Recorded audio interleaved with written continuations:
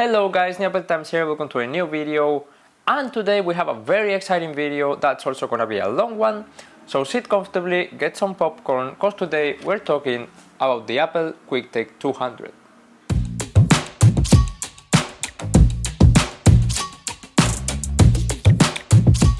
Okay, so today we'll talk a bit about the history of this camera, we'll talk about the specs, I'll of course show you some sample pictures, I'll tell you about how I managed to get the sample pictures from this because it wasn't easy. But yeah, very exciting video. I got this on eBay for relatively cheap because all of the ones that were available were coming from the US, and that's of course a bit costing shipping and customs. So this one was coming from Europe, from Austria.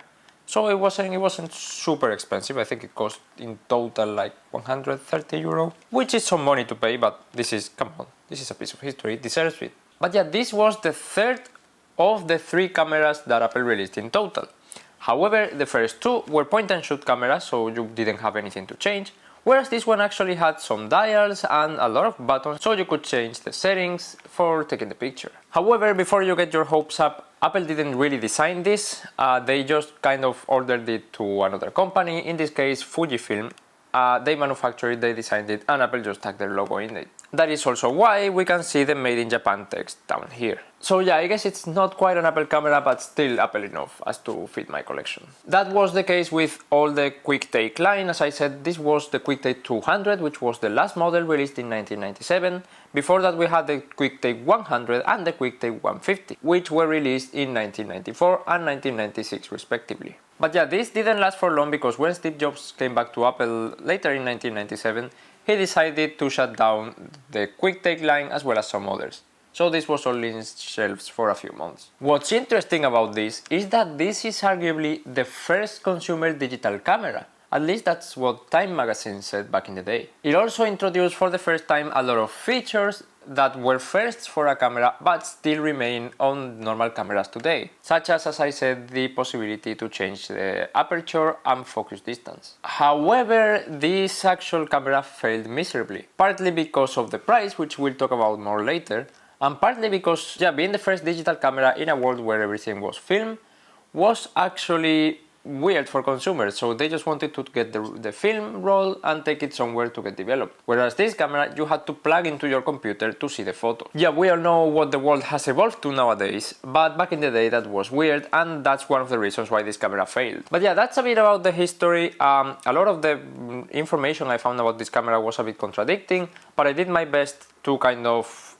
consolidate the information that I found and check it with a few sources. But yeah, now let's take a look at the specs. This camera features a whopping 0.3 megapixel sensor, capable of shooting pictures in a whopping 640 by 480 pixels. It had an 8mm equivalent lens, which is pretty wide, it's fisheye nowadays, and the shutter speed goes from 1/4 to 1/5000th of a second. That is actually a lot. Even lower end cameras nowadays, like the one I'm filming on, they only go to 1/4000th, so this actually was more capable than them. The aperture can be adjusted and goes from 2.8 to f8, and it's possible to change it in this dial here. Also, even though the aperture is kind of a creative control in order to get the background more or less in focus, you sometimes get prompted to change it when there's too much or too little light. Unlike the previous QuickTake models, in which the photos were recorded into an internal memory and you had to plug it into a computer to actually get them out, this one had an external memory card that you could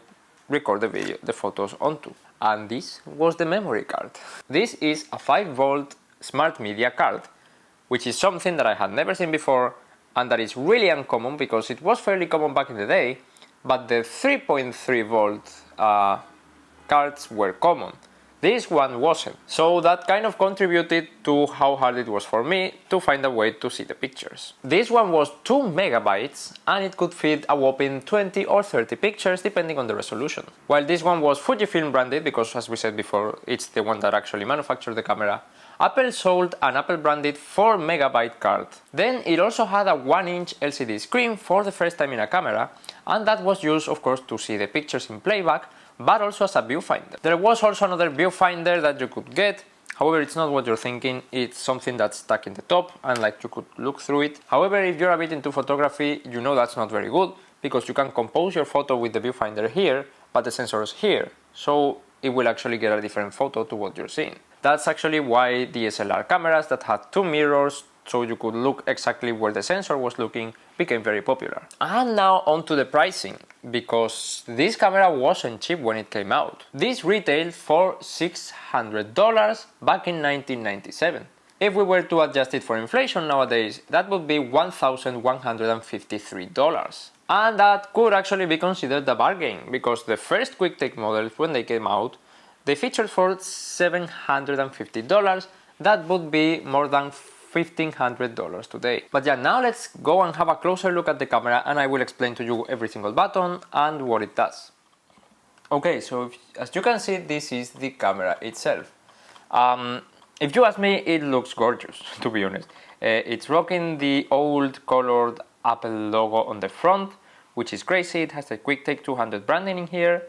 It of course has the lens in here, which doesn't take up a whole lot of space, but it's there. Then at the top we have our focus selector here, which has three modes. It has macro mode actually, which is pretty crazy.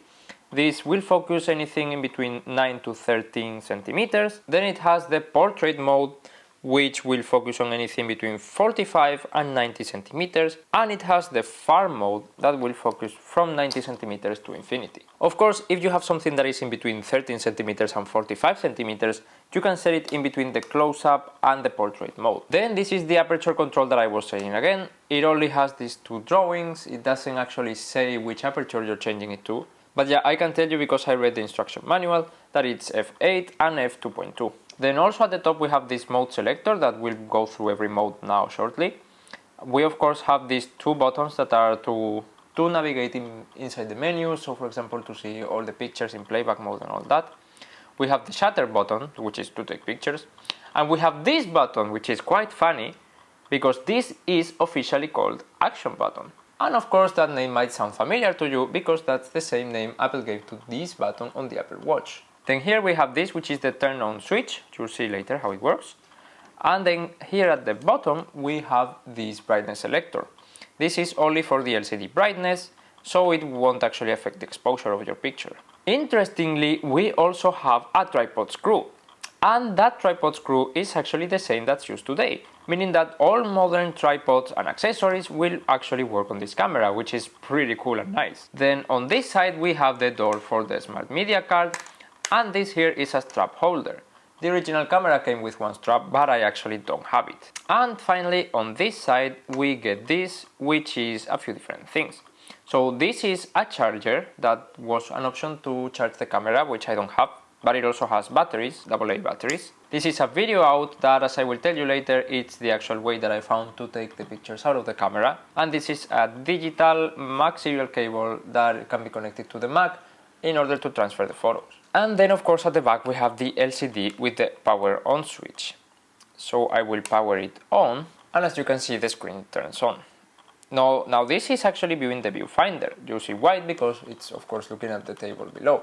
But if I were to point somewhere else, you can see my hand in there. But now let's have a look at all the modes, and we'll start from this one. This one is the PC mode, and that's what you will put it on if you were to use this cable to connect it to your Mac. As you can see, when that mode is selected, you can see PC mode in the screen. Then we have timer, and what this will do when you press the shutter button is start a 10-second timer to take the picture. Then we have the two shooting modes. This one, as you can see, has more detail in the photo, and you will be able to take 20 pictures on this mode. And this one has a bit less detail, and you will be able to take 30 pictures on this mode. Then we have the play mode, and this is to have a look at the photos you have taken with your camera. That you saw was the camera loading the photo in real time.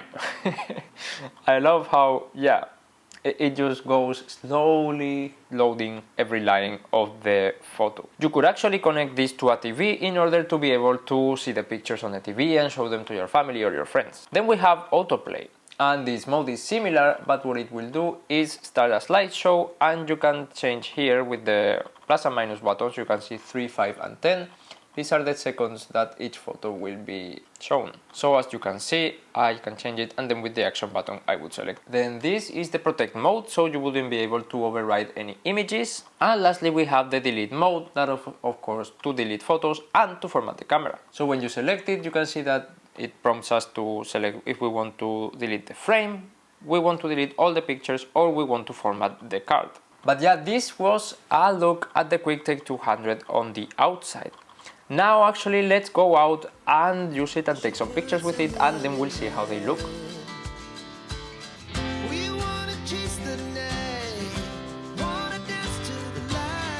Shooting this is actually good.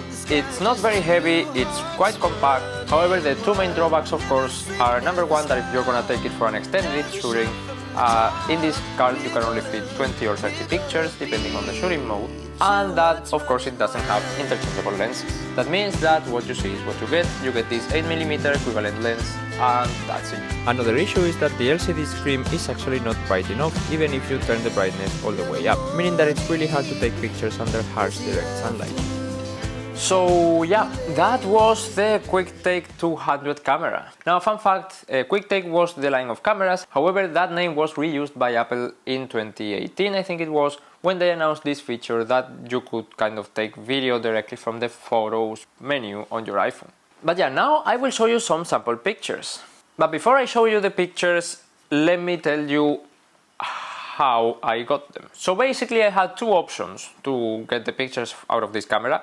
First of all, connect the smart media card that I showed you earlier into the computer, and then of course download the files from there. However, it was not easy to find a card reader that would support the 5-volt smart media cards. The only one I could find was this one on eBay that would retail for around €100, which is of course a lot of money. Furthermore, if I even managed to get it connected to the computer, there might be a lot of conflict with the file formats from this prehistoric camera and today's Macs. So I opted for the second option.